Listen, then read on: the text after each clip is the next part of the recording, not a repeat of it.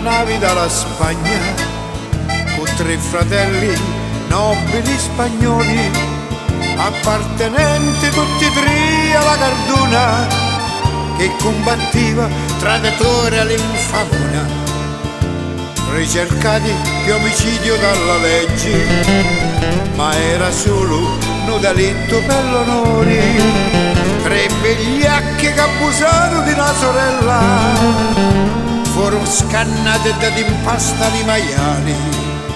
Osso primo sbarcando dalla Sicilia e a San Giorgio si votava con devozioni e fondò una società da sangue e onori.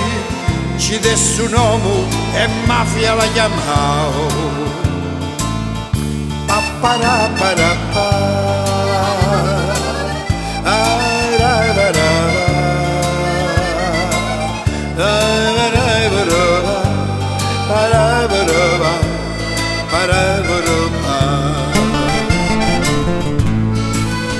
Stabilirono ancora prima di sbarcare quali sono tutte le regole sociali, e con sangue nero e pinna di pavoni stabilirono lo perché e la ragione.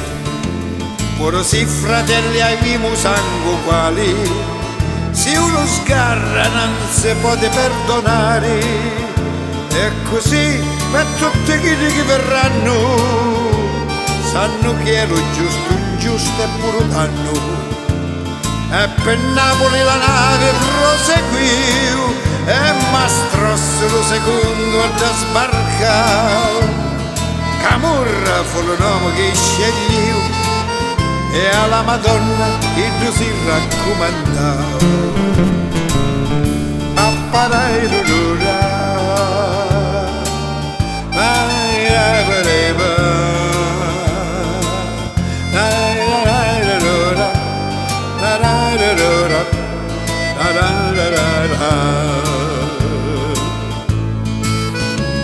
Dopo Napoli o vascello fece viaggio, dirigendo verso lo porto in Reggio, e davanti ai 3 fratelli un messaggio, sangue onori e mantenere lo prestigio.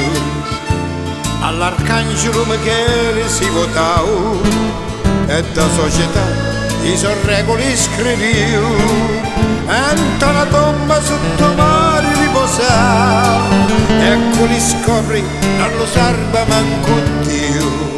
Questo è un consiglio che vi voglio dare, se non li vuoi stai muto e non fai guerra, ma a mezzo all'onorata non può stare, se no con la sua lingua sei sotterra, e se no con la sua lingua sei sotterra.